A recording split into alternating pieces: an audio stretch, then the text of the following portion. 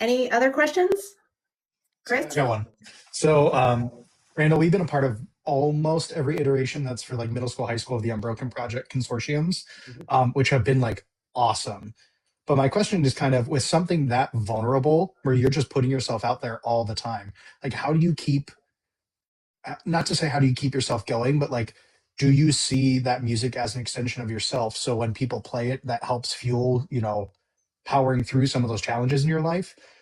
Not really. Because I mean, really not because I mean, for me, all of my music is an extension of it. I mean, for example, I mean, yes, those are definitely touch on mental health, which is a big, concern for me because I live with mental health issues.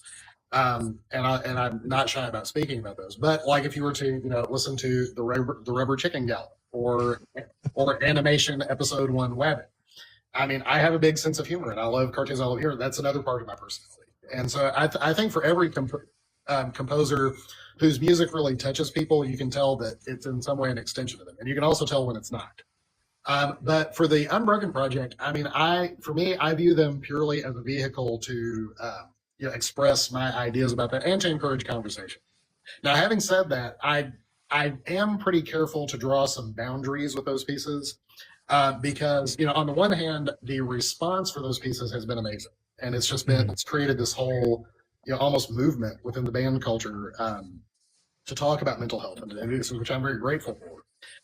What has not been great has been some of the people who have felt entitled to more, where it's like, they will write to me, message me, call me, and be like, "Hey, we would love for you to, create a new introduction just for our band about this." And here's the thing, like, I mean, normally that would be fine, but I'm not always good about curbing my, go-to reaction because I'm very fast to react and very fast to talk back, and that sometimes gets me in trouble.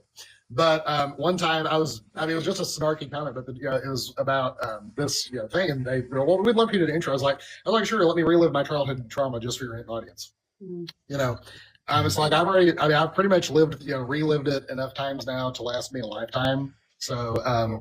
It's not, and I mean, I'm very grateful for people who want to play it, but it's like, you have to realize with something that personal, asking me to just relive it and re-talk about it over and over carries a certain weight.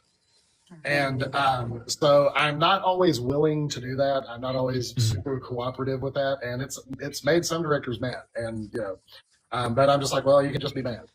It's like, that's it.